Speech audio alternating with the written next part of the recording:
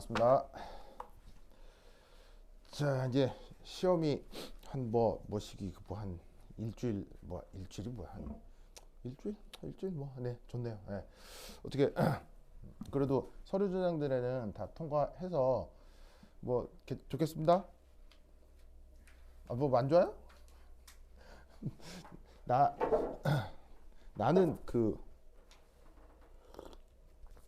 고등학교 3년 내내 서울대에 떨어질 거라고 절대 생각하지 않았거든요. 그냥 나의 목적은 내가 이제 화학과를 나왔으니까 나는 그냥 자연대 수석이나 과 수석을 할 거야. 이게 나의 목표였지. 나는 떨어진다고 생각하는 건 이건 뭐 옵션이 없었어요. 그러니까 내가 그래서 과 수석을 할까 자연대 수석을 할까. 그래서 내가 장학금을 받냐 안 받냐 이게 나의 목적이었거든. 시험을 딱 쳤는데 막상 시험 치니까 그냥 합격을 한 거예요. 장학금 못 받았거든요. 그래갖고 이제 요즘은 뭐 합격자 발표 당연히 인터넷이나 모바일로 하겠죠. 근데 내가 다닐 때는 또 라떼는 그때는 무조건 이렇게 전화해서 이렇게 해야 된단 말이에요. 그래서 나는 이제 집이 부산이었어가지고 부산에서 이제 합격자 발표 날 전화해가지고 띡띡띡 하니까 막 기계 ARS 기계음으로 뭐 수험번호 누구누구 정의로한 합격입니다 그때 되는 거예요. 야, 진짜 나는 합격은 당연한 거라고 생각했는데도 진짜 그 전화 통화에서 합격입니다 이게 나오니까 좋더만요.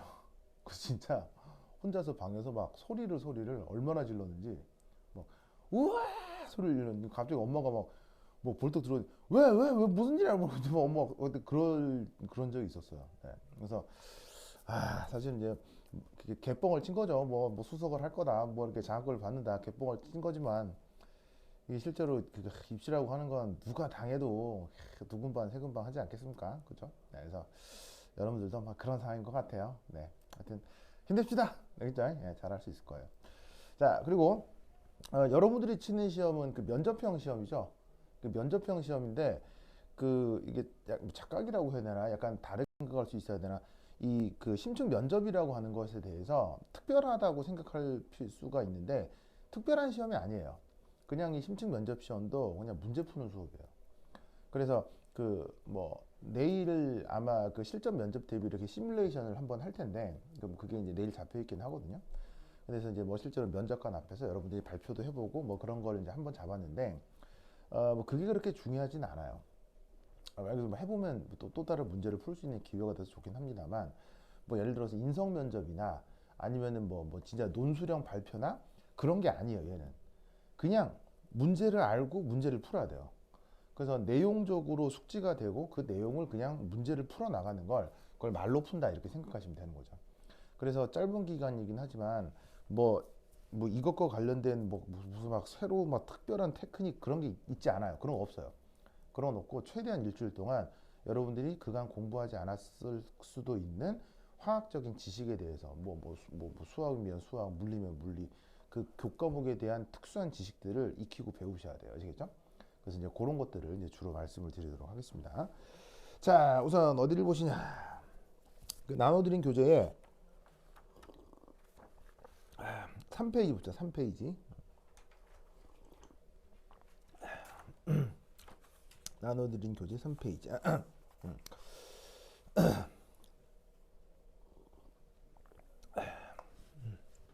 자, 거기 보시면 아니 4페이지 먼저 봅시다. 4페이지. 4페이지 먼저 봅시다. 거기 4번 문제라고 있을 거예요. 찾았어요? 4페이지 4번 문제. 찾았나요? 4페이지 4번 문제. 이 4페이지 4번 문제 1번 한번 살펴보도록 하겠습니다. 자, 오늘 할 거는 파트 1. 자, 4번 문제.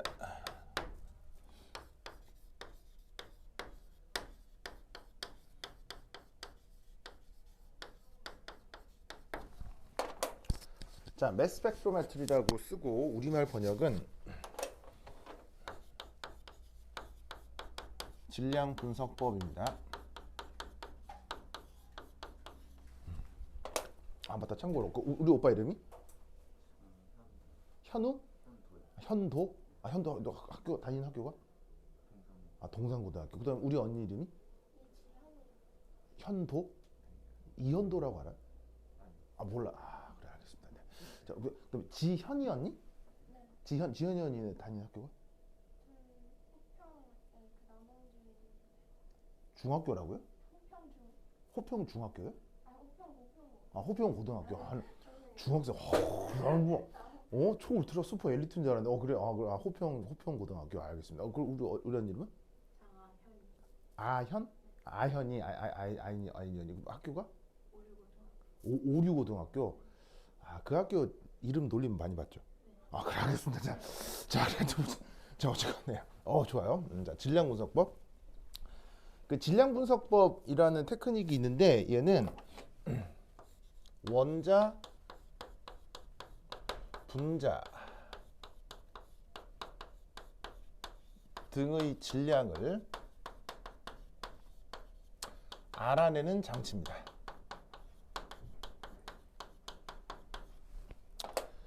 뭐 사람처럼 이렇게 등치가 큰 애는 그 뭐 저울로 올라가서 질량을 바로 측정하면 되지만 원자나 분자 같이 조그만 애들은 그 뭐 질량을 알 수가 없잖아요. 바로 알 수가 없기 때문에 얘네들을 좀 다른 방식으로 측정을 해야 되는데 그것과 관련된 학문 체계를 질량 분석법이라고 합니다. 이게 수능 화학 원에 나옵니다. 수능 화학 원에 나오는데 코딱지만큼 나오거든요. 그래서 문제에 나오는지도 모르고 교과서에 있는지도 모르는데 서울대 교수들은 화학원이나 화학투 교수에 약간이라도 언급이 되어 있으면 바로 그냥 이렇게 문제로 만들어서 출제를 해요. 비슷한 예시 중에 하나가 혹시 여러분 뭐였지? 아현아? 이 결합 에너지 얼마예요? 탄소 결합 에너지 얼마? 하나도 기억이 안 나요. 물어보니까 현토? 이거 얼마? 결합 에너지 얼마? 몰라요. 그다음에 그래요. 자, 그래. 지현이. 이 결합 에너지 얼마냐면 350kJ이거든요. 이걸 왜 내가 얘기하냐면 실제 면접에서 나왔던 문제예요. 교수가 학생 탄소 단위 결합 에너지가 얼마예요? 이렇게 물은 거예요. 대답을 못 하잖아요. 근데 이게 왜 나오냐면 화학원 교과서에 탄수화물 나오죠.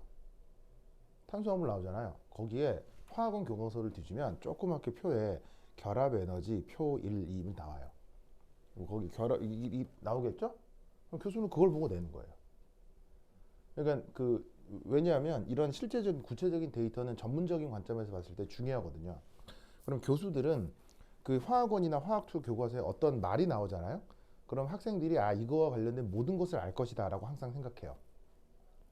그러니까 교과서에 질량이라는 말이 나올 거 아니에요. 화학원이나 화학투 교과서에. 그럼 학생들이 이거에 대해서 모두 다 알 거라고 생각하는 거예요. 그래서 이렇게 그 문제가 확장돼서 나오기 때문에 기존 고등 교과 과정은 훨씬 상회하는 수준으로 공부를 좀 열심히 하셔야 됩니다. 아시겠죠? 자, 그래서 이제 요거 하나하나 살펴보도록 할게요. 자, 그래서 우선 첫 번째 거기 이제 보시면 요거예요. 전통적인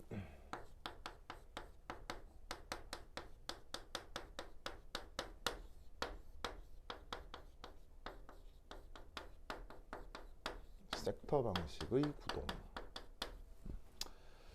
자, 질량 분석기라고 하는 기기가 있는데 그게 이제 원리가 어떻게 되는지 좀 살펴보도록 하겠습니다. 자, 그래서 내가 그림을 좀 그릴 텐데 그림을 그려야지.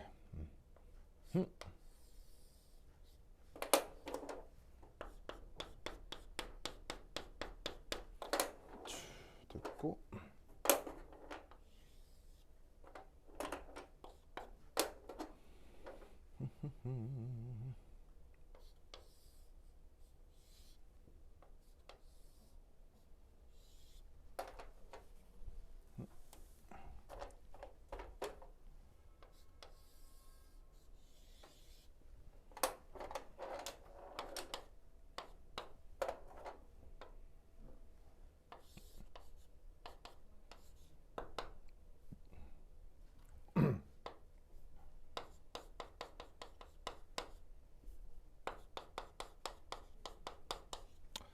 자, 오케이. 자, 이런 상황을 많이 봤을 텐데 한쪽을 플러스 극으로 대전하고 한쪽을 마이너스 극으로 대전한 평행 전극판이 있어요. 보이시죠? 이 평행 전극판에 어떤 플러스 입자를 둔 겁니다. 그냥 뭐 어떤 양이온이라고 생각하시면 되겠어요.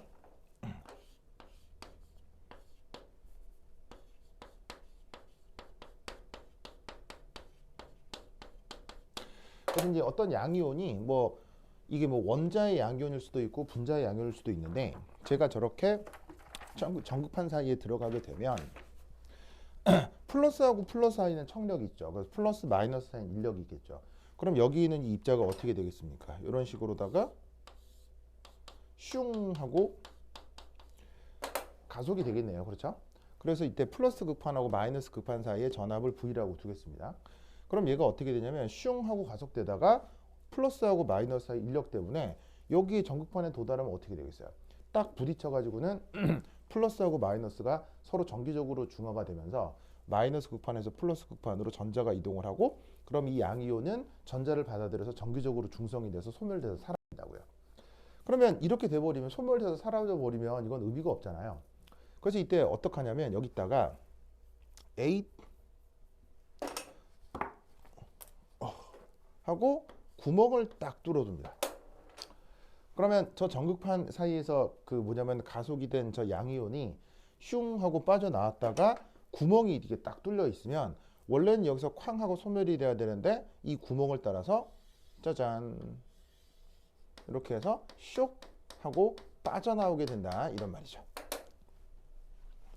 아시겠죠? 그래서 원래는 이제 쾅 해서 없어져야 되는데 군형을 뚫어 가지고는 쇽 하고 빠져나오게 하는 거지.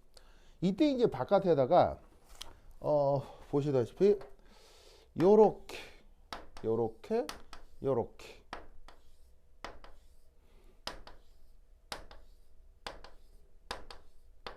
자, 이 표시가 뭐냐면 바로 외부 자기장 되겠습니다. 그 외부 자기장의 크기는 B로 표현을 하겠어요. 그럼 외부 자기장이 지금 이런 표현이라면 바로 자기장이 저 칠판평면 안쪽에서 여러분 쪽으로 이렇게 빠져나오고 있는 이런 상황을 보여주고 있는 거죠. 그래서 외부 자기장이 있는 상태에서 이 플러스 입자가 쇽하고 빠져나오게 되는 거예요. 자, 그런데 이런 플러스 입자가 쇽하고 움직이는 이 자체를 뭐라고 부를 수 있죠? 플러스 입자가 이렇게 움직이는 걸 이걸 뭐라고 하죠? 플러스 입자가 슝, 쇽 하는 이런 현상을 뭐라고 하죠? 이런 현상을 뭐라고 해요? 내가 답 써주면 허탈할 텐데 다 아는 말이에요. 플러스 입자가 이렇게 움직이는 현상, 그런 걸 뭐라고 해요? 그걸 전류라고 하죠. 전류란 말 알죠? 전자가 무슨 말이에요? 전기적인 입자, 류가 뭐예요? 움직임. 전기적인 입자의 움직임이 그게 전류예요. 알겠죠? 그래서 플러스 입자가 됐건 마이너스 입자가 됐건 움직이는 게 그게 전류예요. 알겠죠? 그럼 여러분 오른손 법칙 기억나요? 오른손 법칙? 바로 전류에 대해서 이렇게 수직한 방향으로 유도자기장이 만들어지죠. 그럼 이때 만들어진 유도자기장은 바로 이렇게 되겠네요. 그래서 지금 노란색으로 쓴 게 바로 이 전류에 의한 유도자기장이다.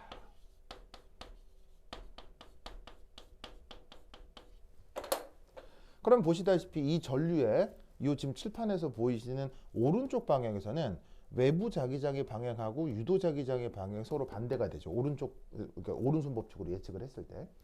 그러면 여기에 있는 이 유도 자기장과 외부 자기장의 크기가 서로, 그러니까 방향이 서로 반대니까 이 자기장의 크기가 서로 상쇄가 됩니다. 반면에 이 오른쪽은, 그러니까 아니지, 왼쪽은 외부 자기장과 유도 자기장의 방향이 같기 때문에 여기에서는 보강 간섭이 이루어지겠죠. 그러면 어떤 일이 벌어진다? 보강하고 상쇄가 되면 여기가 자기장이 밀도가 커지고 여긴 자기장의 밀도가 작아지죠. 그럼 어떤 일이 벌어지느냐? 바로 힘이 나타나게 되는데, 힘이 나타난다는 게 무슨 말이냐면, 여러분 바람은 어디서 어디로 불어요? 바람은 어디서 어디로 불어요? 고기압에서 저기압으로 불죠. 그러면 고기압에서 저기압으로 불니까는 공기라고 하는 어떤 그 물질이 고기압에서 저기압 쪽으로 힘을 받아 움직인다고 생각할 수 있죠. 항상 우리 자연계는 고밀도인 쪽에서 저밀도인 쪽으로 이렇게 힘이 나타납니다. 그러면 얘는 잘 보세요. 원래 움직이려고 하는 방향이 이 방향인데 외부 자기장과 내부 자기장의 상호작용 때문에 자기장의 밀도 변화가 생기는 거예요. 그럼 밀도 변화에 의해서 밀도가 강한 쪽에서 밀도가 약한 쪽으로 힘이 작용하는데 이때 봅시다. 움직이는 방향에 힘이 어떻게 작용하고 있어요? 수직하게 나타나고 있죠. 자, 움직이는 방향에 대해서 힘이 수직하게 나타나면 쟤는 무슨 운동을 하게 되죠? 움직이는 방향에 대해서 수직하게 힘이 작용하면 여기서는 무슨 힘이 나타나게 되죠? 아니, 무슨 운동이 나타나게 되죠? 바로 움직이는 방향에 수직한 힘이 가해지게 되면 그게 바로 원운동을 하게 되죠.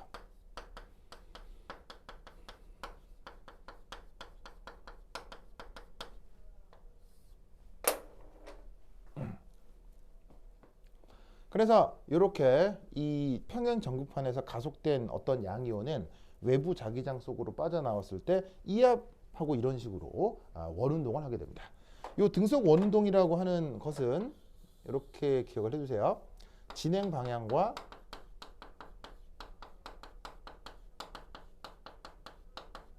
힘이 서로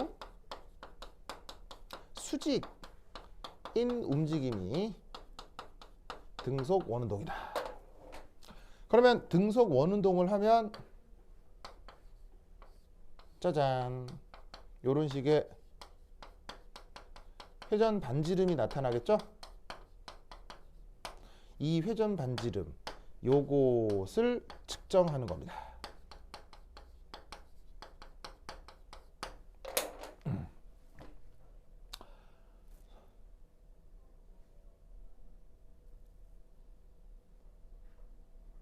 자, 학교에서 이런 부분 배운 적 있죠? 없어요? 자, 느낌이 조금 어때요? 그 화학 수업인지 알고 들었다가 되게 물리학적이죠? 이유가 뭐냐면 서울대는 그 물리화학이라고 하는 학문이 굉장히 그 강화된 학교예요. 서울대 화학과가. 물론 여러분들이 화학과 시험을 치는 건 아니죠. 화학과 시험을 치는 건 아닌데, 화학과 있어? 화학과는 없죠. 화학과 없어요. 화학과 시험을 치르는 건 아닌데, 화학 심층은 화학과에서 내거든요. 그럼 이제 서울대 화학과는 그 물리화학이 굉장히 강화된 학교여서 그 서울대 화학과 교수들이 물리학에 대한 조예가 상당히 깊어요. 그래서 그 심층 문제 중에는 물리학 베이스의 화학 문제들이 상당히 많이 나옵니다. 그래서 사실은 서울대 심층을 보려면 이 기초 물리학 정도는 어느 정도 알아두셔야 돼요. 그래서 곧 볼 텐데 지금 소개하고 있는 문제는 4번이고요. 곧 소개할 실제 기출 문제는 5번인데요. 5번 문제 같은 경우도 풀 때 기초적인 물리학이 필요합니다. 아시겠죠? 그래서 이제 뭐 살짝 설명을 드린 거니까 이런 요소들에 대해서도 조금 그 알아두셔야 됩니다. 알겠죠? 자, 그럼 이제 이 상황에서 여기에 있는 회전 반지름을 측정을 하는 게 어떤 의미가 있느냐? 자, 여기 어떤 양이온이 있죠? 자, 이 어떤 양이온이 있는데 이 양이온의 질량을 m이라고 두고 이 녀석의 전하량을 q라 합시다. 그리고 내가 지금까지 하고 있는 게 좀 잘 모르겠는데 이렇게 그렇게 걱정하실 필요는 없어요. 그 물리학을 좀 알아야 된다고 하는데 사실은 뭐 실질적으로 물리 시험을 보는 게 아니니까 진짜 구체적으로 막 물리학적인 이런 내용에 대해서 사실은 뭐 여러분들한테 막 요구할 거다 그렇게 크게 걱정하실 필요는 없어요. 그러니까 뭐 사실 뭐 약간의 물리학 정도만 알면 되니까 오늘 배우고 한 3, 4일 정도 배우면 뭐 습득할 수 있는 수준일 수 있으니까 이게 뭐냐면 크게 걱정하지 않으셔도 됩니다. 다만 이제 고등학교 3년 동안 나름 물리학에 대한 공부를 해 놓으셨으면 좀 더 편하다는 거지. 지금 뭐 하나도 모르는데 뭐 어렵지 않나 그런 생각을 할 필요는 없어요. 알겠죠? 그래서 오늘 수업 들으면서 하는 내용을 그냥 익히시면 됩니다. 알겠죠? 자, 그럼 이 상태에서 여기서 이제 하나하나 이제 풀어보도록 합시다. 자, 이제 어떻게 될 수 있느냐. 자, 우선 첫 번째 1. 저 평행 전극판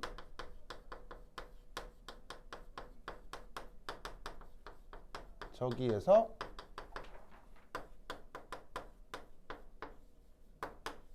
양이온의 운동 에너지 표현.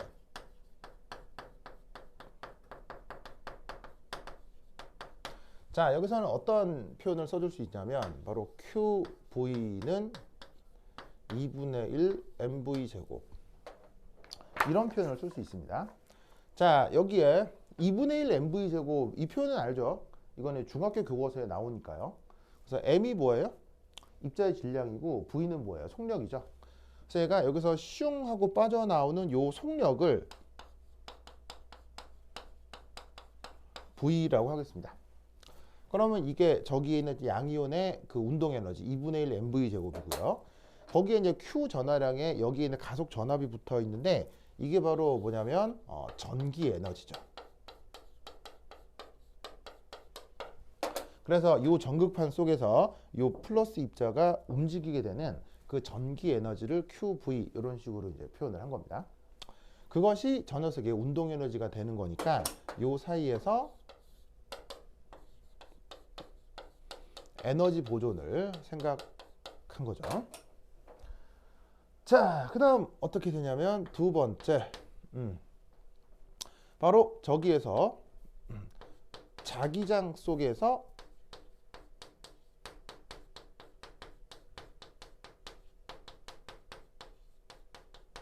나타나는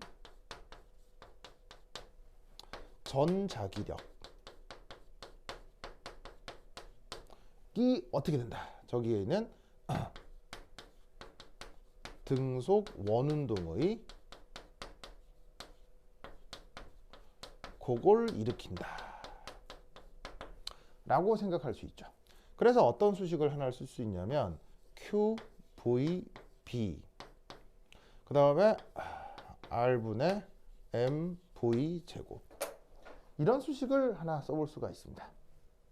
자, 그럼 이 수식은 뭐냐?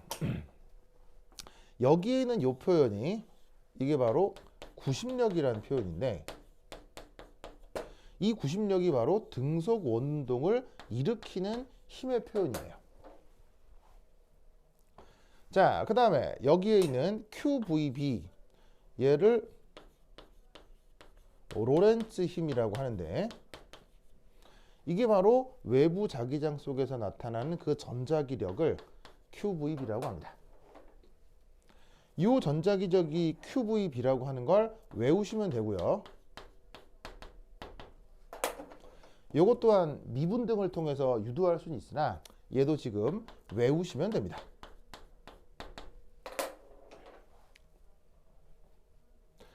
얘는 유도 과정이 있는데요. 얘는 사실 진짜 유도 과정이 없기 때문에 그냥 외우시면 됩니다. 이걸 만들어낸 로렌츠라는 사람도 이거 그냥 외우고 있는 거예요. 알겠죠? 그냥 여러분도 모르시면 외우시면 돼요. 외우면 알게 되는 거예요. Q가 전하량이고요. V가 뭐냐면은 바로 저기에 있는 얘가 전극판 속을 빠져나오는 속력이고 B가 바로 외부 자기장의 크기입니다.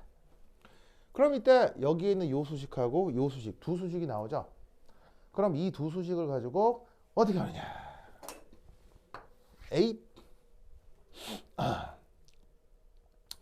얘를 이제 여기서 이제 유도를 하는 거예요. 그럼 여기에 있는 요 A, 여기에 있는 요 B. 그래서 세 번째 A와 B를 연립하는 거죠.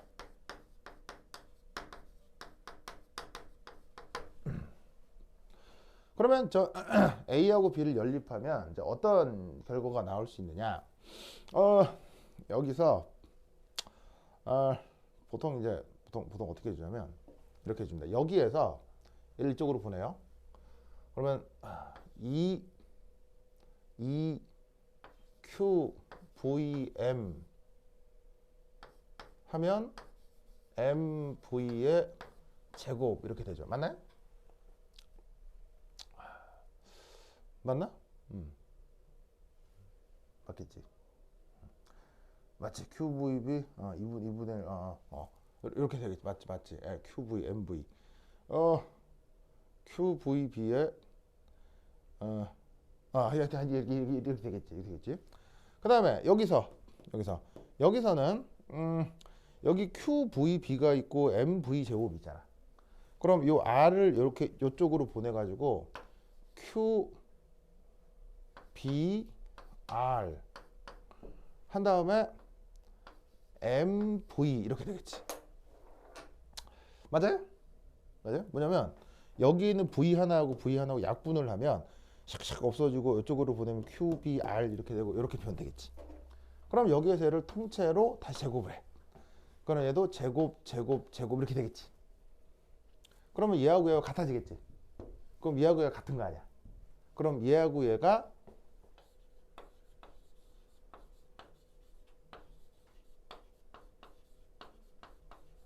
같아지겠지.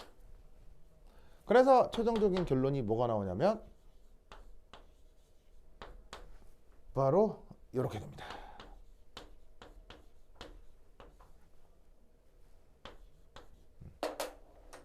이런 식으로 결론을 낼 수가 있죠.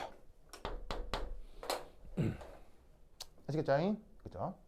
자, 그럼 이 수식의 의미를 좀 살펴보겠습니다. M은 뭐고 Q가 뭐라고 했죠?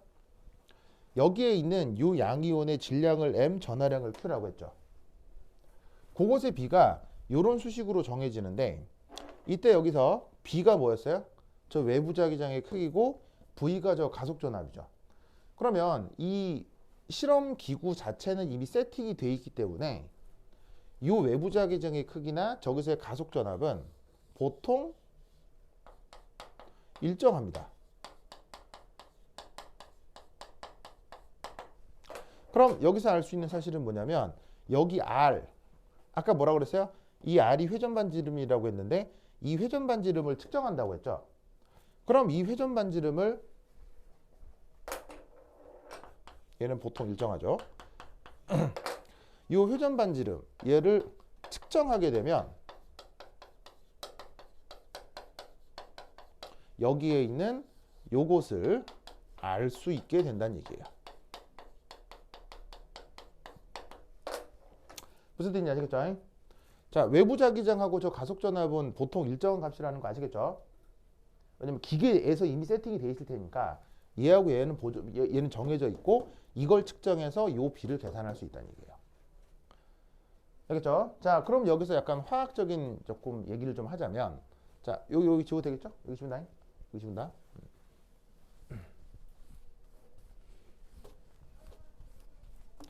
자, 첫 번째 1. 자, M. 자, M이 뭐라고 했어요? M. 요 입자의 질량이라고 했죠? 자, 이것이 클수록 어떻게 되죠? M이 크다. 이게 무슨 말이었어요? M이 클수록 이걸 그 자연과학적 표현으로 뭐라고 할 수 있어요? 이거 그러면 중학교 때 배운 거예요. M이 클수록 뭐가 크죠? 질량이 클수록 뭐가 크다 라고 중학교 때 배운 적이 있어요. 바로 관성이 크죠. 관성이란 말 알죠? 그러면은 질량이 클수록 관성이 크니까 관성이 클수록 움직임이 잘 바뀌겠어요? 움직임이 잘 안 바뀌겠어요? 관성이 크면 움직임이 잘 바뀌어요? 잘 안 바뀌어요? 잘 안 바뀌죠? 그래서 어떻게 되냐면 관성이 커서 이 잘 바뀌지 않죠. 그래서 어떻게 된다? 요 R이 커집니다. 원래 움직임은 이렇게 쭉 직선으로 나가야 되는데 외부 자기장 영향 때문에 이렇게 방향이 휘는 거잖아요. 근데 얘 자체가 무거울수록 회전 반경이 작아진다는 얘기예요? 커진다는 얘기예요? 무거울수록 회전 반경이 커진다는 얘기예요. 무슨 말인지 알겠죠? 관성이 커서. 그게 요 수식상에서 나타나는 거죠. 그래서 요 질량이 지금 분자에 있기 때문에 얘가 커지면 얘가 커지는 걸로 측정이 된다는 얘기죠. 아시겠죠? 그 다음 두 번째 이 Q. Q가 뭐예요? 바로 이 양이온의 전하량인데 이 Q가 클수록 아시겠죠? Q가 클수록 어떻게 된다? 저기에 있는 저 입자가 더 큰 전자기력을 받겠죠. 자, 이 Q가 클수록 더 큰 전자기력을 받는다라는 말은 혹시 여러분 병원에서 MRI 요거 찍어본 사람? 병원에서 MRI 찍어본 사람? 안 찍어봤어요? 그렇죠. MRI는 평생 찍을 일이 없어야죠. 만약에 병원에서 이걸 찍었다. 뭐 큰 사고가 났거나 어디가 심각하게 아프다는 얘기이기 때문에 이거는 안 찍는 게 좋은데, 병원에 가면 이 진단 방식 중에 MRI라는 방식이 있다는 건 들어본 적 있죠. 그래서 왜 교통사고 났을 때 사람들 콱 하면서 병원 가서 막 MRI 찍을 거야 뭐 이런 거 있거든요. 그런 건 알아요? 뭐 뉴스 뭐 드라마 이런 데도 많이 나오잖아요. 왜 병원 가서 교통사고나 이걸 꼭 찍냐면, 이거 한 해 찍는 비용이 한 3, 40만 원 정도 되거든요. 그럼 이걸 몇 번 찍으면 100만 원이 훌쩍 넘어가요. 그럼 바로 보험사에서 와서 합의를 하려고 오기 때문에 이 보험사를 끌어내는 좋은 방법이 바로 병원에서 MRI를 서너 장 찍어버리는 거예요. 그럼 보험사에서 냉큼 와서 아이고 어디가 불편하십니까? 어서 합의하시죠. 이렇게 되거든요. 그래서 크게 아프지 않아도 교통사고가 났을 때 MRI 찍는 이유가 하여튼 그건데, 이게 병원에 가면 이런 게 있죠. 그럼 얘는 어떻게 하는 거냐면, 얘는 이게 무지막지하게 큰 자석이에요. 이 안에다가 사람을 이렇게 넣는 거예요. 그래서 왜 MRI 찍는 거 드라마 같은 데서 나오는데, 사람이 이렇게 막 병원 보습을 입고 큰 원통 같은 데 사람을 이렇게 쑥 들어가잖아요. 이런 거 본 적 있죠? 본 적 있죠? 이 큰 원통이 뎁다 큰 자석이에요. 그럼 여러분 몸에 자석 이렇게 되면 자석이 붙어요? 아무런 관계가 없어요. 우리 몸은 이 자석하고 아무런 관계가 없잖아요. 왜? 우리 몸은 이런 식의 전하량을 띠지 않기 때문에, 평균적인 전하량이 나타나지 않기 때문에 자석통 속에 넣는다고 해서 뭐 사람이 큰 문제가 생기는 게 아니라고요. 그런데 이 큰 자석이 어떤 역할을 해서 이 사람의 어떤 질환을 검출할 수 있게 해주는데, 이때 이 안에 들어갈 때 말이죠. 큰 자석이기 때문에 만약 이 사람이 귀걸이, 목걸이 같은 걸 하고 있다. 그럼 어떻게 된다? 탱 하고 빠져나와요. 그래서 귀걸이, 목걸이가 자석이 온되면 탁 뜯어, 목걸이가 있으면 탁 뜯겨나가요. 뜯겨나가서 위에 딱 붙어요. 귀걸이 쏙 다 빠져요. 무슨 말 알겠어요? 그러니까는 왜 금속이라고 하는 건 자석이 들러붙을 수가 있잖아요. 그래서 이 MRI를 측정할 때는 몸에 있는 모든 금속을 다 제거해야 돼요. 그래서 금속같이 이렇게 자기장과 상호작용을 하거나 아니면 저런 전하량을 띠고 있는 것들이 이 안에 들어가면 난리가 나요. 그래서 목걸이, 귀걸이는 당연할 거라고 예상할 수 있는데, 그 건강이 안 좋으신 분들은 그 외과 수술로 심장 옆에다가 심장 박동기를 거는 건 알아요? 몰라요? 그 심장이 좀 안 좋으신 분들은 요 심장에 일정한 전기 자극을 주려고 이 안에다가 외과 수술로 이 전극, 뭐냐면 배터리를 하나 집어넣거든요. 그럼 거기에서 전류가 쪽쪽쪽 나와서 심장을 콕콕콕 자극하는 거예요. 그럼 심장이 꿀렁꿀렁꿀렁꿀렁 이렇게 하면서 심장이 돌아갈 수 있게 여기다가 외과 수술로 이 전극을 하나, 그 배터리하고 간단한 전기회로를 이 안에 심거든요. 그럼 이거 심어 있는 상태에서 이 안에 들어가면 어떻게 되냐면 이게 뚫고 나와요. 뚫고 나와요. 그 정도로 강력한 자석이에요. 하지만 그런 특수한 경우가 아니라면 우리와 같은 보통의 생명체들, 특히나 이런 전하량이나 어떤 그 뭐 금속성 그런 것들이 없는 녀석들은 전자기력을 받아요, 안 받아요? 아무런 상호작용이 없는 거예요. 무슨 말인지 알겠어요? 그러면 지금 이 얘기를 왜 하느냐? 이 Q가 크다는 말은 그만큼 어찌됐건 전자기력이 강하게 나타난다는 얘기죠. 우리 생명체는 이게 없거든요. 없으니까 우리들한테는 거시적인 전자기력이 나타나지 않는 거니까, 이게 크면 그 거시적인 전자기력이 크게 나타난다는 얘기겠죠. 그럼 전자기력이 크게 나타나니까 어떻게 된다? 그 움직임이 바뀌겠어요, 안 바뀌겠어요? 움직임이 잘 바뀌는 거죠. 그럼 움직임이 잘 바뀌면 어떻게 되겠어요? 요 R이 작아진다, 이런 얘기죠. 슝 빠져나오는데 얘가 전자기력을 강하게 받으면 움직이다 말고 갑자기 확 휘어버린다, 이런 얘기예요. 아시겠죠? 그래서 그 수식상에서는 어떻게 표현이 되냐면, 그 녀석이 가지고 있는 전자기력이 크면 그게 수식의 분모에 있기 때문에 여기는 반지름은 작게 측정된다, 이런 얘기죠. 아시겠죠? 그래서 그런 의미를 가지고 있는 수식입니다. 그래서 아까 제가 물리학이 필요하긴 하지만 물리학적인 유도 과정에 대해서 크게 걱정할 필요가 없는 거는, 사실은 그 화학 시험에서 출제할 수 있는 물리학은 거의 여기까지가 대부분이에요.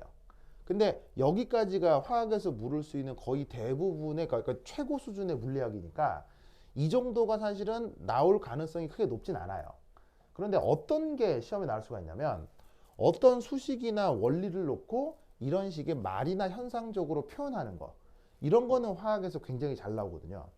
그래서 수식을 능수능란하게 유도할 필요는 없어요. 물리를 막 전공하는 애들처럼. 하지만 어떤 현상에 대해 말로 설명하는 능력은 굉장히 중요해요. 특히나 면접 시험이니까. 그래서 이 수식에 이런 표현이 있다는 걸 꼭 기억해 두시기 바랍니다. 알겠죠? 자, 여기서 이 문제와 관련된 새끼 퀴즈.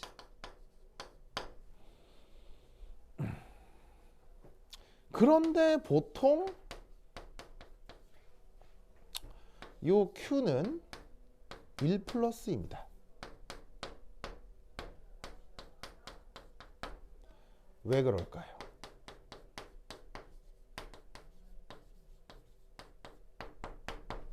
설명해 보세요.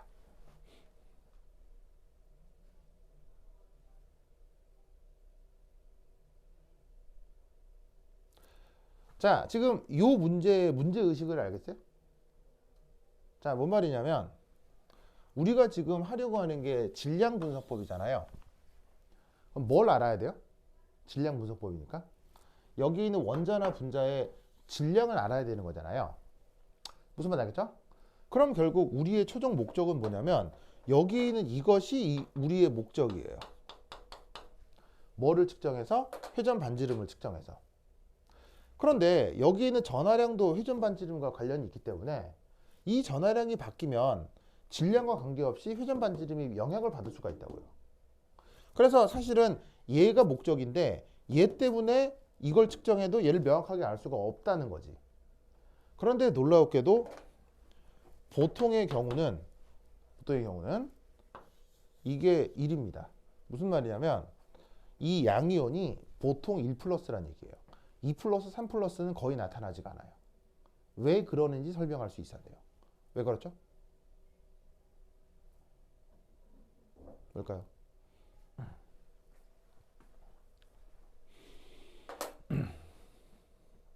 앞으로 그 4일 동안 나하고 이제 그 서울대 입시에 대한 그 문제들을 브리핑을 받게 될 텐데, 어, 전문가적인 관점에서 서울대 입시 문제는 진짜 좋습니다.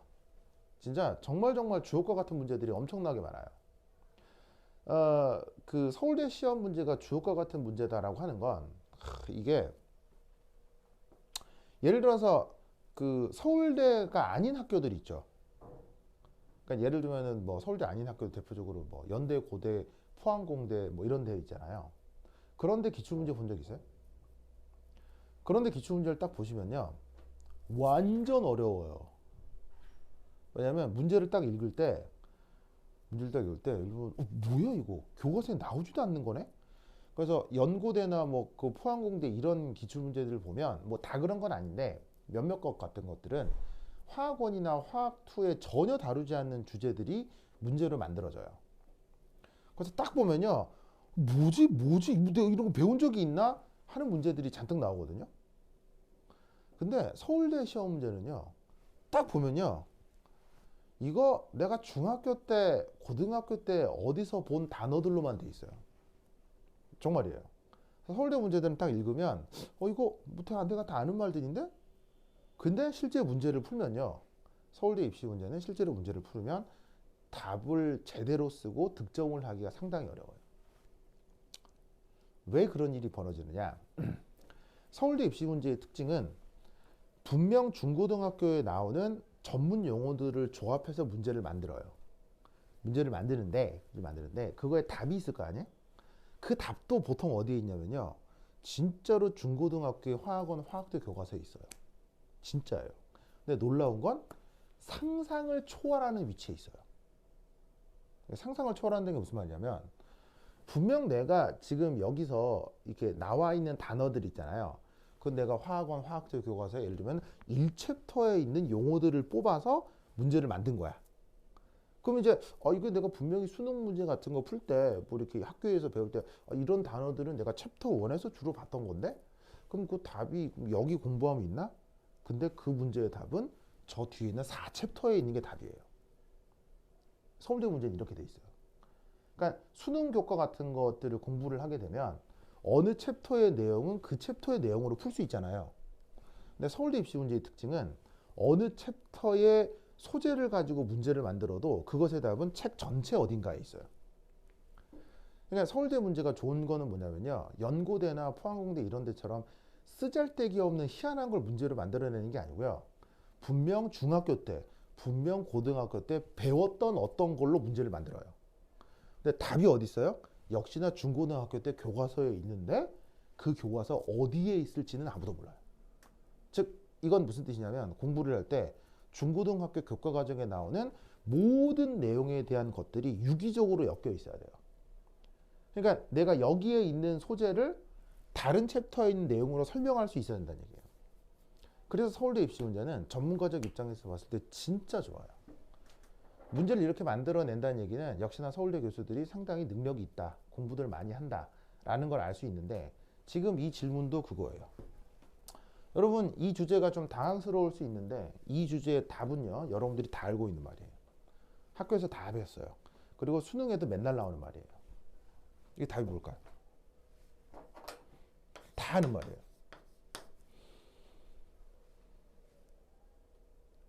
그래서 서울대 입시 문제는 이런 걸 묻는 게 서울대 입시 문제예요. 자, 문제식을 다시 봅시다. 어쨌거나 원자나 분자 같이 조그만 애들의 질량을 알아야 되겠죠. 어떻게 알지? 고민하다가 보니까 아, 이렇게 휙 꺾어가지고는 이걸 측정하다. 그럼 이걸 측정하면 이걸 알 수 있다. 근데 함수 관계 속에서 얘도 영향을 준다. 그럼 얘가 2 플러스 3 플러스로 막 바뀌면 이 값도 바뀔 테니까 질량을 바로 알 수 없다. 이게 문제의식이죠.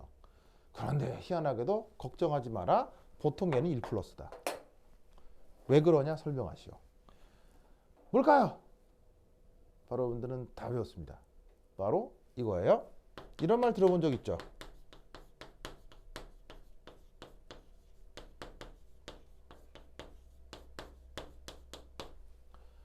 화학원 교과서에 나오는 말이죠. 순차적 이온 에너지. 수능에서 맨날 나오죠. 단 한 해도 빼놓지 않고 맨날 나오는 문제 중에 하나가 순차적 이온 에너지죠. 순차적 이온 에너지는 크게 증가해요, 살살 증가해요. 학교 내신 나왔을 거 아니에요. 순차적 이온 에너지는 살살 증가해요, 심각하게 증가해요. 엄청나게 크게 증가하죠. 그래서 순차적 이온 에너지는 매우 크게 증가하기 때문에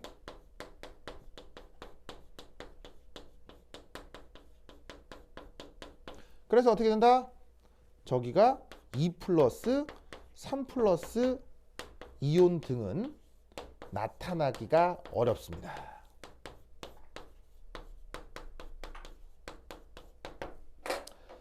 그래서 실제로 이런 질량 분석 실험을 할 때 여기 있는 음이온, 양이온은 웬만하면 그냥 1 플러스예요. 알겠죠?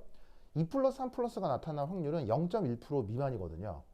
거의 대부분의 데이터를 1 플러스로 가정하고 풀어도 상관없다는 얘기예요. 아시겠죠? 그래서 이게 화학원 교과서에 나오는 얘기고 그게 이것의 답입니다. 그러니까 예를 들어서 이런 것들을 가지고 아마 서울대 입시 문제를 만든다고 하면 이렇게 구체적인 수리적 증명까지를 요구하지는 않을 수도 있어요. 물론 이런 수리적 증명 과정 문제가 실제로 나오기도 하지만 이렇게 다 하기는 좀 그렇다면 뭔가의 물리학적인 결과를 주고 여기서 수능 교과서에서 나왔던 그 내용을 토대로 설명하라는 문제가 나올 가능성이 상당히 큽니다. 아시겠죠? 저 누구냐? 우리 오빠 이름이 현도. 이 말 들어본 적 있죠? 들어본 적 있죠? 이게 왜 답이에요? 알겠죠? 알겠죠? 이런 것들을 앞으로 4일 동안 엄청나게 많이 보게 될 거예요. 자, 그래서 이렇게 1번 설명이 되었습니다. 자, 그 다음 두 번째 2번.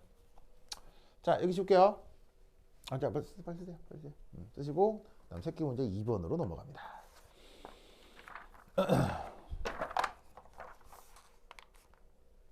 네, 2번으로 넘어갑니다.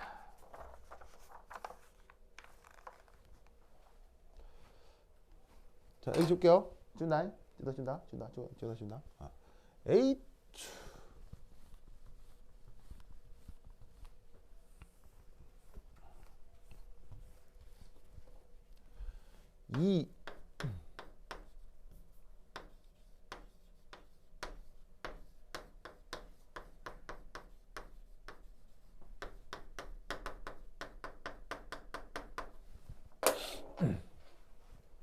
자, 여기 어떤 말이 있냐면요. 매스라고 돼 있고 바로 여기 있는 스펙트럼인데 얘는 뭐냐면 질량 분석 결과를 매스 스펙트럼이라고 합니다. 이런 장비를 이런 장비를 이제 뭐냐면 매스 스펙트로미터 질량 분석기라고 하는데 이런 장비를 이용해서 얻어놓은 실험 데이터를 매스 스펙트럼이라고 해요. 이 실험 결과에 대한 해석, 이게 진짜 중요합니다. 얘는 상위권 대학 입시에 엄청나게 많이 나옵니다. 그래서 혹시 여기 카이스트도 지원한 사람? 문 동시에 없네요. 뭐 카이스트, 연대, 고대, 뭐 고대는 요즘 이런 건 안 하지만 하여튼 뭐 이렇게 화학 심층이나 화학 논술을 보는 학교에서는 이 매스 스펙트럼 분석이 진짜 자주 나옵니다. 서울대도 엄청나게 많이 나왔고요. 뭐 너무 많이 나와서 또 안 나올라나? 뭐 그런 경향은 너무 많이 내서 안 낼 수도 있다. 뭐 그런 경향성은 있지만 어쨌거나 이 입시 과정에서 진짜 시험이 많이 나오는 겁니다. 알겠죠? 이거 굉장히 잘 알아두셔야 돼요. 알겠죠? 자, 이게 뭐냐? 거기 보시면은 요거 자, 문제에서 뭐냐면 예를 들어 BCl3의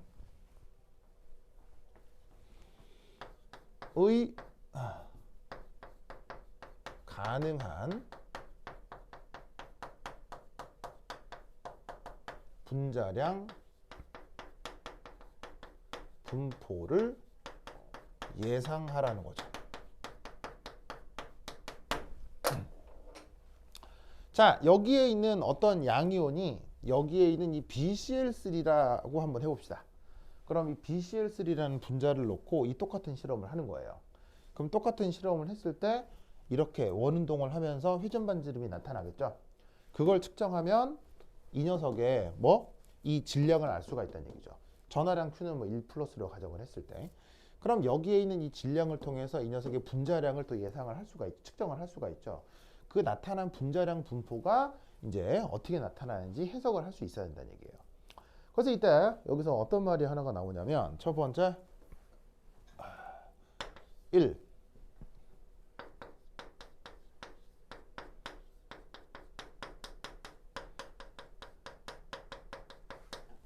이 동위원소들의 그 뭐냐면은 존재 분포를 좀 알아보도록 하겠습니다.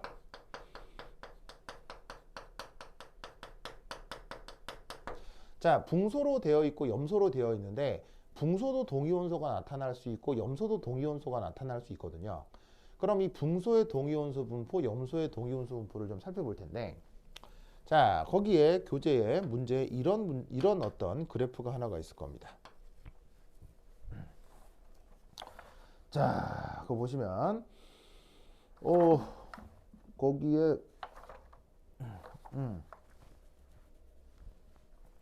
자, 염소의 원자량이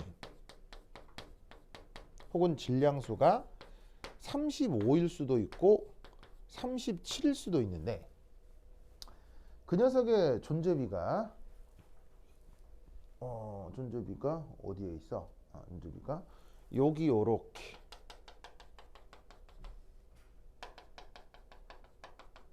보시다시피 A 대 B로 나타나네요.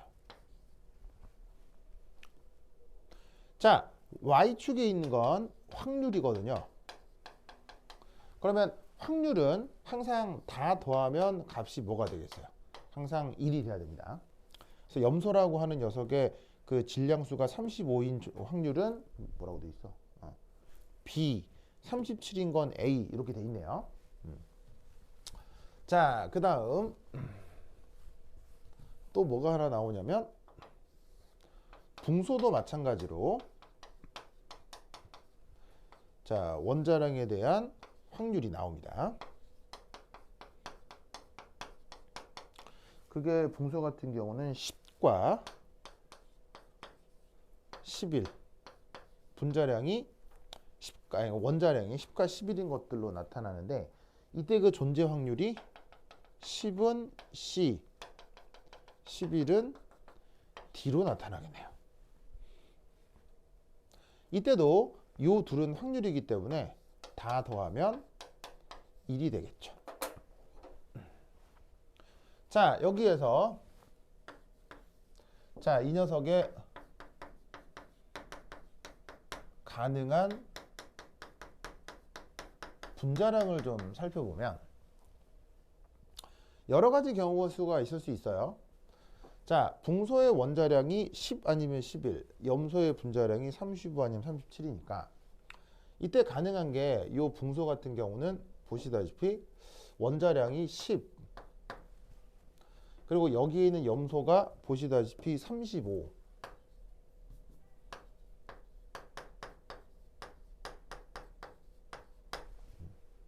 이런 식의 원자량들을 가질 수 있겠죠. 보이시죠? 자, 그럼 저렇게 되면 이 녀석의 그 값을 다 더하면 어떤 값이 되겠어요? 분자량이 보시다시피 121 정도가 되겠죠? 맞나요? 그래서 35 곱하기 3 더하기 10 하면 맞죠? 35, 15, 3, 3은 9. 그치. 아닌데? 120 뭐야? 얼마야? 하면은, 아니지. 이게 115, 115죠. 115. 이런 115. 맞죠?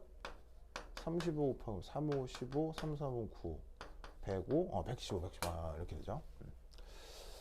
아시겠죠? 알겠죠? 자, 이런 게 있을 수 있고, 그 다음에, 여기서, 또 뭐가 있을 수 있냐면, 얘, 붕소의 원자량이 11일 수도 있고, 나머지가 35일 수도 있는 거죠. 그럼 이때는 116이 되겠죠. 맞죠? 맞죠? 자, 그 다음, 이 염소 중 하나가 37로 바뀔 수도 있어요. 그럼 얘는 두 개가 많아진 거니까 117. 그 다음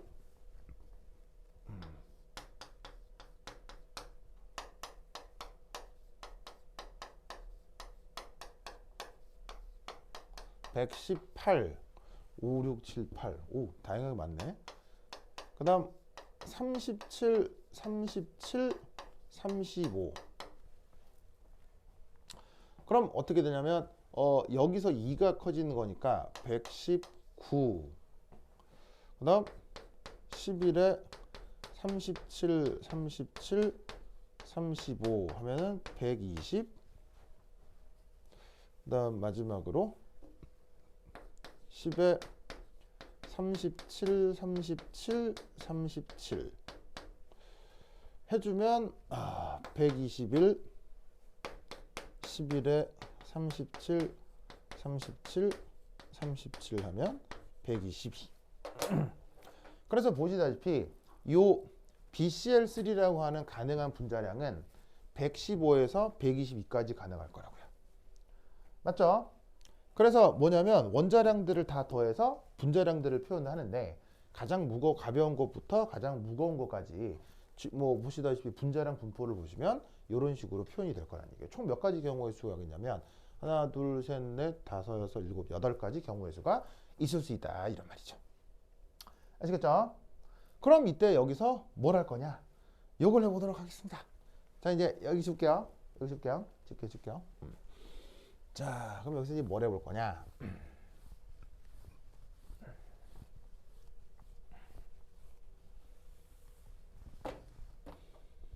자, 세 번째, 각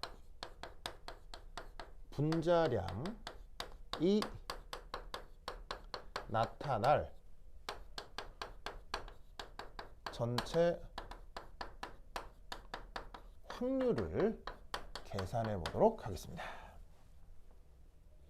자, 그러면 그 확률 계산은 어떻게 되냐면, 자, 우선 BCl3인데 붕소는 10일 수도 있고 11일 수도 있는 거죠. 그럼 붕소 입장에서 10이거나 11일 수 있는 확률은 뭐로 표현되겠어요? 바로 C 플러스 D로 표현이 될 거예요. 그래서 얘가 원자량이 10이거나 원자량이 11이거나 그 다음 여기에 있는 이 염소는 그 원자량이 35이거나 37이거나 하죠. 그럼 35이거나 37이거나의 확률은 보시다시피 A이거나 B이거나 이렇게 되겠죠. 그럼 여기에서도 A이거나 B이거나. 근데 A의 확률은 37일 확률이고요. B의 확률은 35일 확률인 거죠. 그런데 보시다시피 염소는 이 분자 안에 몇 번이 있어요? 3번 들어가죠. 그리고 3번이 동시에 들어가니까 여기에다가는 3제곱을 곱해 주시면 되겠죠. 여기에 있는 요 3은 바로 이게 되겠습니다. 그럼 이것에 대한 전체 계산은 뭐가 되겠습니까? 뭐 그냥 1이겠죠. 왜냐하면 A 플러스 B도 C 플러스 D도 1이고 1이니까. 알겠죠? 근데 얘는 이 상태가 중요한 게 아니라 얘를 쫙 전개를 하는 게 목적입니다. 그럼 쟤를 쫙 전개를 하면 어떻게 될 테냐? 바로 A 3승 C 3A제곱 BC 그 다음 3A B제곱 C B 3승 C 그 다음 A 3승 D 3A제곱 BD 3A B제곱 D 그 다음에 B 3승 D 이렇게 된다 이런 말이죠. 무슨 말 알겠죠? 자, 그럼 이때 여기에서 A 3승 C다. 이게 무슨 말이냐면 A 3승 C다. 37이 3번 들어가고 C 37이 3번 들어가고 C니까 10이 한 번 들어갈 때의 분자량이라는 얘기예요. 그러면 37이 3번 들어가고 10이 한 번 들어가면 그때의 분자량은 얼마예요? 37이 3번 들어가고 10이 한 번 들어가면 바로 분자량 121이 되는 거죠. 아시겠죠? 그리고 예를 들어서 얘 같은 경우는 B 3승 D니까 B는 35죠. 그러면 35가 3번 들어가고 D는 보시다시피 11이니까 35, 35, 35 더하기 11 35, 35, 35 더하기 11이니까 얘는 분자량 116의 확률인 거죠. 무슨 말 알겠죠? 그러면 문제에서 언급하고 있는 그 120은 어떤 조건이겠어요? 120이 바로 여기잖아요. 요거. 그럼 분자량 120이면 자, 원자량 11인 붕소 바로 D가 한번 나타나야 되고요. 그 다음에 37, 37, 35니까 37 같은 경우는 A가 한번 나타나고 A가 한번 나타나고 B가 한번 나타나야 되겠죠. 그럼 A제곱 BD가 되겠죠. 그럼 A제곱 BD니까 바로 요만큼이 분자량 120의 존재 확률이 되는 거예요.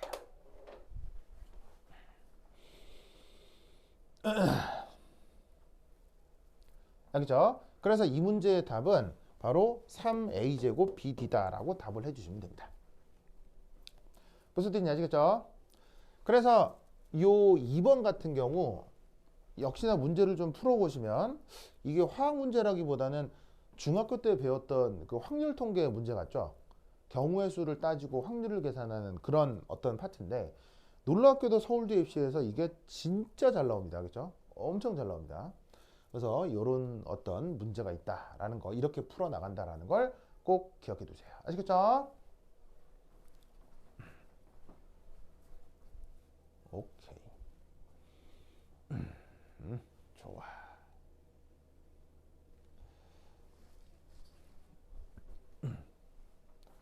됐다.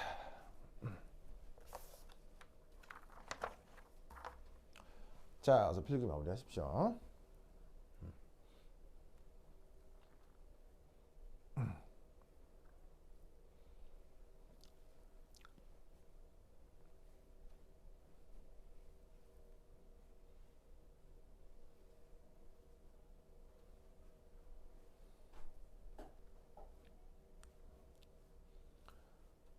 자, 쓰시고요.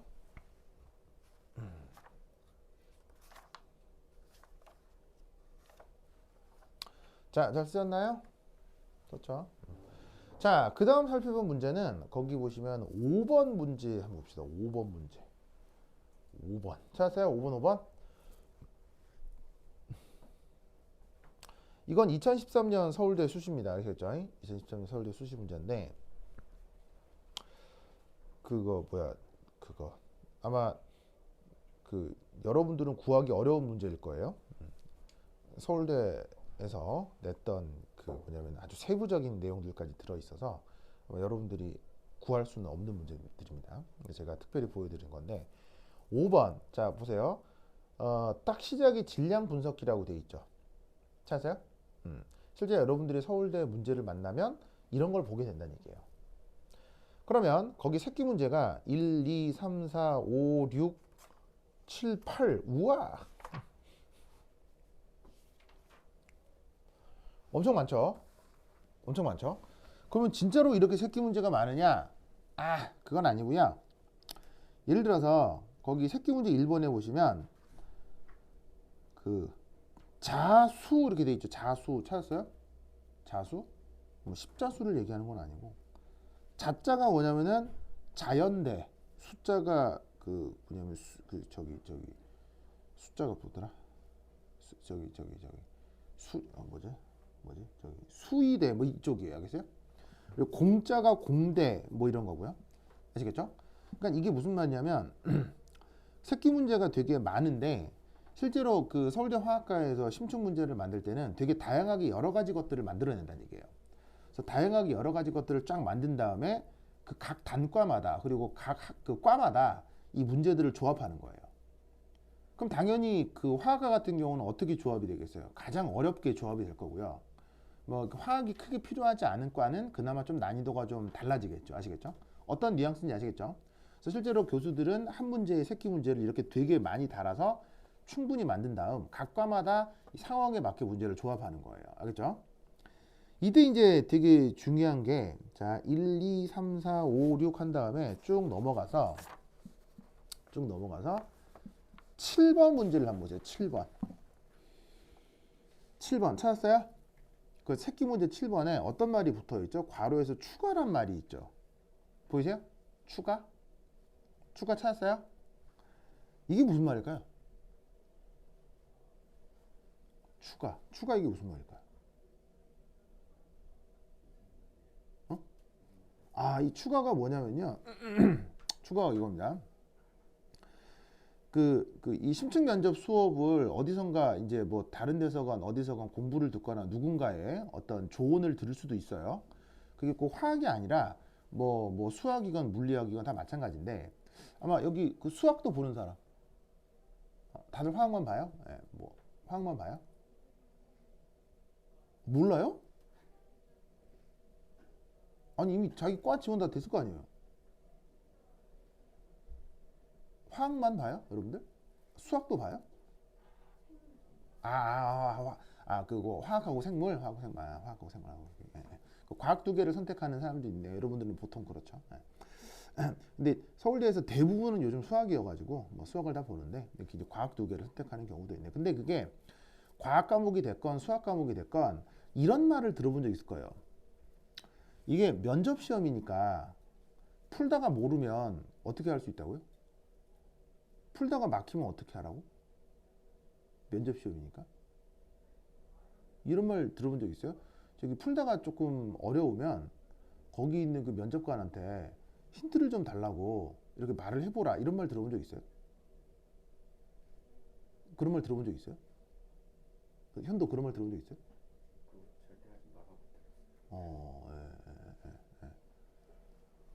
진짜 그런 거 하면요, 글쎄, 내 표현으로는 진짜 좆대요, 알겠죠? 진짜 정말 진짜요, 정말. 할 수는 있죠, 할 수는 있는데 뭐 사법 처리되진 않아요. 그러니까 예를 들면 풀다가 근데 교수님 저기 이 부분에 힌트를 좀 주실 수 있겠습니까? 구속 이런 건 아니야. 무슨 말 알겠어요? 했다고 그랬다고 막 구속되고 이러진 않는데 진짜. 자, 왜냐하면 이겁니다. 아까도 말씀드렸다시피 지금 이 서울대 면접시험은 무슨 특별한 발표의 테크닉은 전혀 중요하지 않아요. 이건 그냥 문제를 풀어나가는 거예요. 그래서 어떻게 되냐면 문제를 잘 풀면 합격을 하는 거고 문제를 못 풀면 떨어지는 거예요. 그러면 예를 들어서 내가 뭐 이렇게 중간고사를 이렇게 푸는데 갑자기 잘 모르겠어. 그럼 내가 휴대전화를 꺼내가지고 이렇게 막 구글에서 검색을 해. 이거구나. 답을 써. 이러면 돼요, 안 돼요? 이건 진짜 구속이지. 무슨 말 알겠어요? 그러니까 내가 잘 모르겠다고 힌트를 얻어서 문제를 푸는 건 이상한 거야. 그럼 그건 당연히 면접 시간에도 마찬가지예요. 잘 모르겠으면 모르는 거예요. 근데 거기서 면접관한테 힌트를 얻어서 푼다? 이게 안 돼요. 무슨 말인지 알겠어요? 왜냐? 이렇게 돼 있습니다. 면접관들이 이제 여러분들을 맞이하잖아요. 그럼 여러분들은 앞에서 문제를 풀 거고 면접관들은 이런 교환 하나를 들고 있어요. 그러면 교환에 지금 나와 있는 문제와 그 문제의 채점 기준 등이 있는 교환을 딱 받아요. 채점관들은. 거기에 채점관들이 어떻게 돼 있냐면 거기에 교환이 이렇게 돼 있어요. 요 문제의 이 대답을 잘하면 추가 질문을 해서 추가 점수를 줄 수 있습니다 라고 교환이 돼 있어요. 이 추가 문제는 그 문제예요. 내가 만든 게 아니고요. 그 면접관들의 교환에 있는 내용이에요. 그럼 이런 걸 어떻게 하느냐? 그러니까 내가 전문가지, 알겠죠? 네. 내가 만든 게 아니고요. 그 면접관의 채점 교환에 이게 있어요. 그럼 이 말이 무슨 말이냐면 모르는 걸 질문했다. 그럼 그건 이제 희망이 없어요, 알겠죠? 거의 없어요, 알겠죠? 근데 어떤 상태가 돼야 되냐면 문제를 내가 막 풀고 있는데 갑자기 이 면접관이 근데 학생 그러면 요거는 어떻게 생각해요? 라고 뭔가 질문을 했다. 누가 질문을 해? 면접관이. 그럼 이 말은 무슨 말이겠어요? 합격 확률이 50%가 훨씬 넘어섰다는 얘기예요. 뭔 말이냐면 교환에 어떻게 돼 있다고요? 여기까지 잘하면은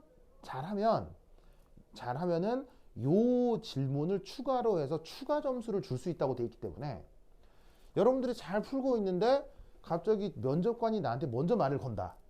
그럼 이건 무슨 말이겠어요? 지금까지는 아주 잘해왔다는 거예요. 무슨 말인지 알겠죠? 알겠죠? 그래서 어떻게 된다? 내가 말을 하는 게 아니라 면접관이 말을 할 수 있도록 유도해 줘야 돼요. 그 정도로 문제에 대해서 완벽하게 이해를 하고 잘 풀어 나가야 되는 시험입니다. 아시겠죠? 물론 그 교환에는 이런 말도 있어요. 그 채점 해설지에는 뭐라고 돼 있냐면 특정 내용의 경우 수능화학원이나 수능화학도에서 다루지 않는 내용이 있을 수도 있기 때문에 요 내용은 그 면접관이 힌트를 줄 수 있습니다 라고 교환에 돼 있는 것도 있어요. 그러니까 문제를 구성하다 보면 이게 고등교과 과정으로는 조금 얘기하기 껄끄러운 부분도 있잖아요.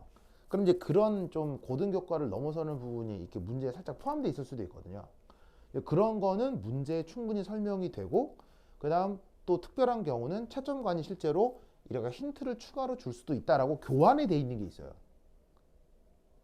결국 여기서 결론은 뭐예요? 뭐가 됐건 채점관이 나한테 말을 걸어야지 내가 채점관한테 말 걸면 큰일 나는 거예요. 무슨 말 알겠죠? 큰일 나는 거야. 여러모로 봤을 때 알겠죠? 그래서 그게 여기 있는 추가 문제다. 그래서 지금 내가 드리는 자료에는 그런 식의 추가 문제들까지 들어있는 것들이 상당히 많거든요. 그래서 오늘 이 많은 문제를 다 해결은 못하지만 집에 돌아가셔서 이 여러 가지 문제들 중에 이렇게 실제 서울대 기출문제가 있으면 다 뽑아서 다 풀어보시길 바래요. 아시겠죠? 자, 이제 여기에 5번에 괄호 1번 보이세요? 5번에 괄호 1번 4페이지 5번에 괄호 1번 찾았습니까? 찾았어요? 요것만 좀 해보도록 하겠습니다. 알겠죠? 요것만. 왜? 크게 안 어려워서요. 알겠죠? 요것만 해볼게요. 자, 지운다.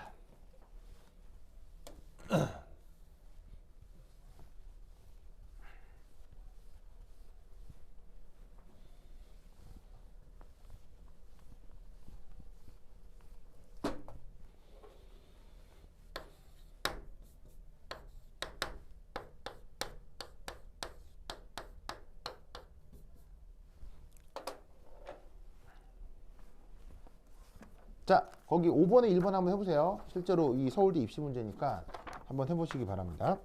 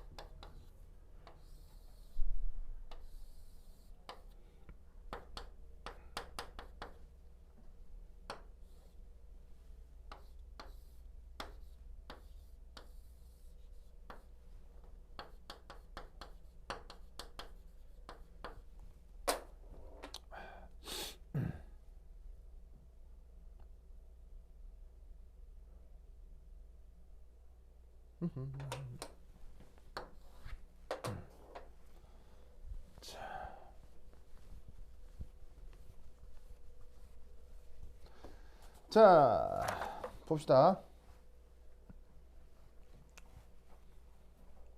자, 바로 설명할게요. 봅시다. 역시나 어떤 양이온이 있습니다. 알겠죠? 양이온인데 보통 몇 플러스? 아까 했잖아요. 보통 몇 플러스? 1 플러스. 알겠죠? 물론 지금 이 문제를 풀 때는 크게 필요하진 않는데 어쨌거나 이제 보통 1 플러스. 그 얘기는 아까 했고요.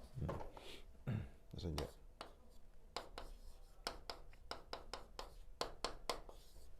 근데 이제 이 녀석의 질량이 m입니다. 그럼 아까도 얘기했듯이 플러스 극판하고 마이너스 극판 사이에 얘를 두면 어떻게 되겠어요? 플러스끼리는 무슨 힘? 청력. 플러스 마이너스끼리는 무슨 힘? 인력. 그러면 청력, 인력 때문에 슝 하고 이렇게 가속되는 건 당연히 알겠죠? 무슨 말 알겠어요? 그럼 슝 빠져나오는 요 골목이 아까처럼 군형을 뚫어두는 거야. 그럼 군형을 뚫어놓으면 얘가 이렇게 쇽 하고 빠져나오겠지. 근데 아까는 어떻게 했어? 아까는 요 골목에다가 자기장을 걸어서 얘를 어떻게 하는 거야? 슝 가다가 휙 만드는 거잖아. 근데 이 방식은 그냥 쭉 빠져나오게 만드는 거예요. 원운동을 시키는 게 아니라 그냥 쭉 직선 운동을 시키는 거예요. 아까보다 훨씬 물리학적인 부담이 좀 덜하죠. 그냥 쭉 가게 만드는 거예요. 알겠죠? 그래서 쭉 가게 만든 다음에 최종 이 검출기까지 이 입자가 도달하게 만들어 주는 거죠. 아시겠죠? 이때 여기에 있는 L 이게 바로 이 입자의 비행거리, 그리고 여기에 있는 이 검출기는 그 입자의 저 비행 시간, 그거를 소문자 t로 쓸 수 있는데 그 입자의 비행 시간을 측정하는 겁니다.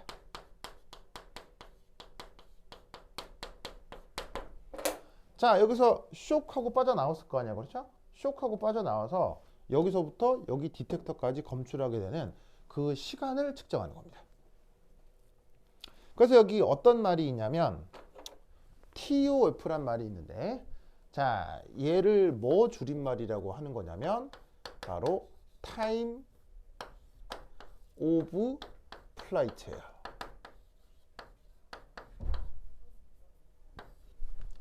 자, Time of Flight 우리말로 번역하면 뭐겠어요? 플라이트가 뭐예요? 플라이트가 뭐예요? 비행, 알겠죠? 비행 시간을 측정하는 방식입니다. 그럼 얘가 여기를 빠져나왔을 때의 비행 시간을 측정한다. 그게 어떤 의미냐? 이게 되겠죠.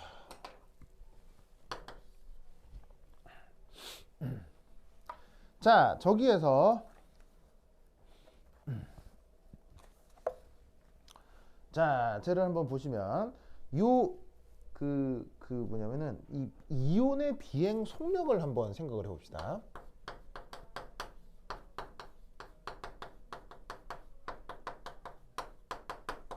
자, 여기에 도달할 때의 V,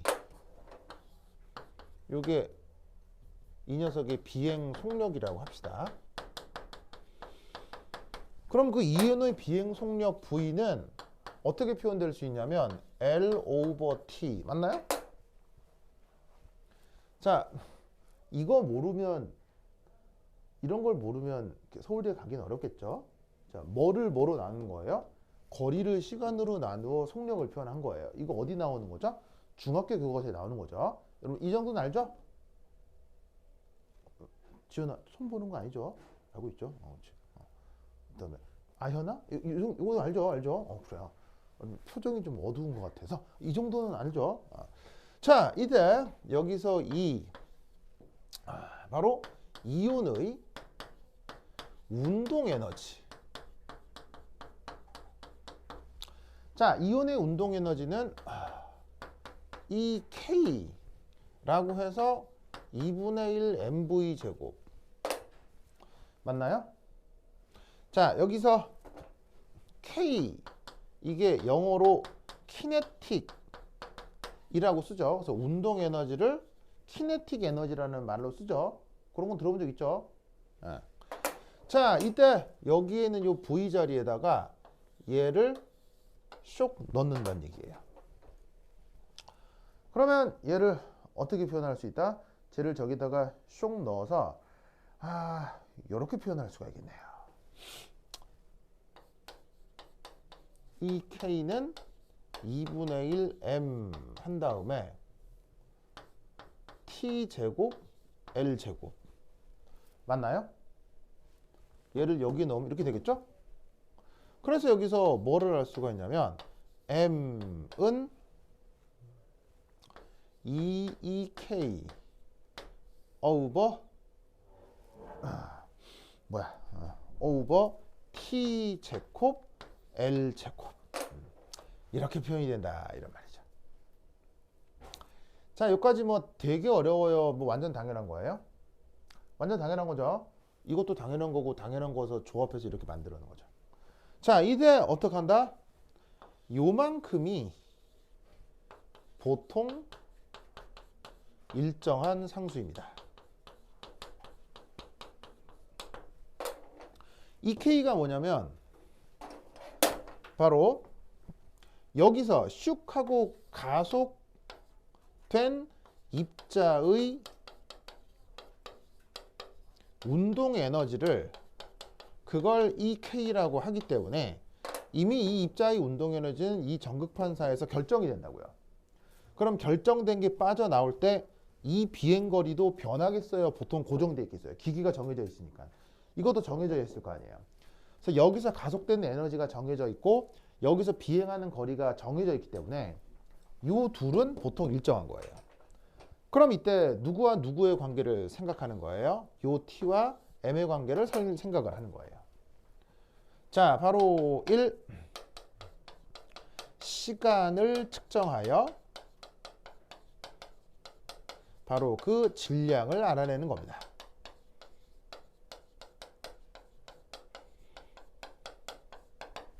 그리고 당연히 어떻게 된다? 무거울수록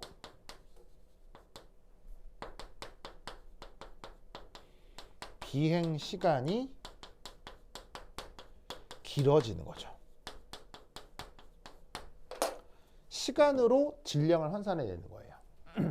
근데 시간이 오래 걸리면 더 무거워진다 이런 얘기죠. 무슨 말 알겠죠? 그래서 이렇게 비행 시간을 측정해서 질량을 알아내는 테크닉을 이걸 토프라고 한다 이런 말이지. 아시겠죠? 알겠죠? 이 아이디어를 꼭 기억해 두시기 바랍니다. 그래서 지금 이 새끼 문제 1번은 요 수식을 유도하라는 거예요. 알겠죠? 아까 말씀드렸다시피 서울대 문제에서는 약간의 물리학들이 나온다고 했었죠. 사실은 그냥 요 정도 수준이에요. 아까 이렇게 막 로렌츠 힘하고 막 이런 건 조금 내용이 좀 많이 간 건데 뭐 너무 쉬운 건 할 수는 없으니까 제가 소개만 해서 이제 보여드린 거지만 대충 요런 정도의 물리학은 할 수 있어야 돼요. 근데 이 정도는 뭐 걱정하지 않으셔도 되겠죠. 이 정도는 가능하죠. 네. 근데 이제 이런 증명 과정이 서울대 입시 문제는 잘 나옵니다. 자, 이제 퀴즈. 요거 하고 쉬었다 할게요. 퀴즈. 실험의 오차를 줄이려면 어떤 장치가 필요할까요?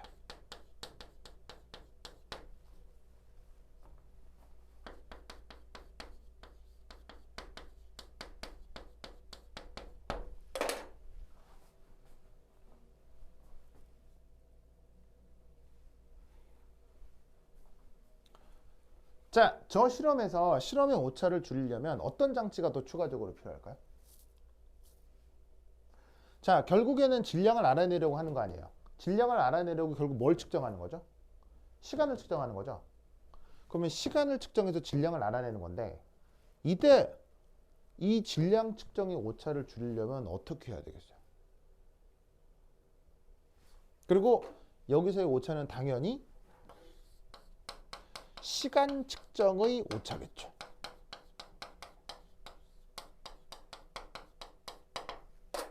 이런 게 화학적인 질문입니다. 뭘까요? 그리고 답 말씀드리면 되게 당연한 거예요. 뭘까요? 크게. 정답! 바로 초진공이 필요합니다.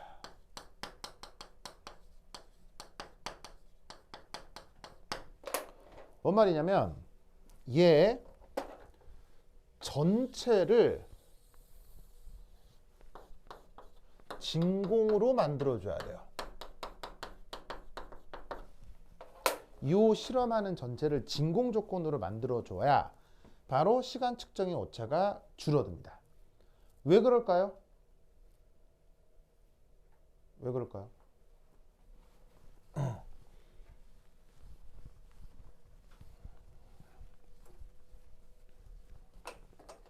왜냐하면 다른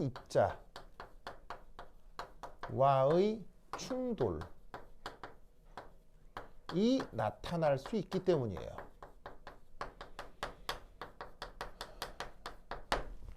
자, 무슨 말이냐면 저 플러스 입자가 여기서 딱 검출기까지 와야 되는데 이 중간에 만약 다른 질소 혹은 산소 분자가 있다고 칩시다. 그럼 어떤 일이 벌어지냐면 진행하는 골목에서 쾅 하고 충돌이 이루어지면 얘가 어떻게 되겠어요? 쾅 하고 충돌된 다음에 이렇게 경로가 바뀌겠죠?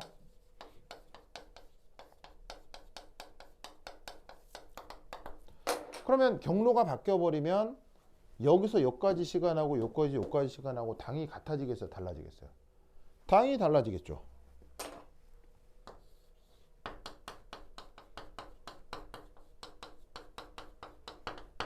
그러니 이런 질소나 산소 분자가 이 안에 있어야 되겠어요? 없어야 되겠어요? 거의 없어야 되겠죠? 그래서 이 토프 방식은 이 전체가 매우 진공 상태 속에서 실험이 진행돼야 됩니다. 아시겠죠? 알겠죠? 그리고 그 외에 새끼 문제들이 2, 3, 4, 5, 6, 7번에 붙어 있는데 얘네들은 대부분 뭐냐면 아까 얘기 드렸던 4번에 2번에 질량 스펙트럼을 분석하는 그 통계적 분석 방식 있죠? 그걸 적용하는 것으로 나타납니다. 아시겠죠? 알겠죠? 그래서 이 사실들을 꼭 기억해 두세요. 나머지 2번에서 5번, 6번, 7번은 뒤 해설지가 있으니까 해설지를 보고 공부를 좀 추가적으로 해주시기 바래요.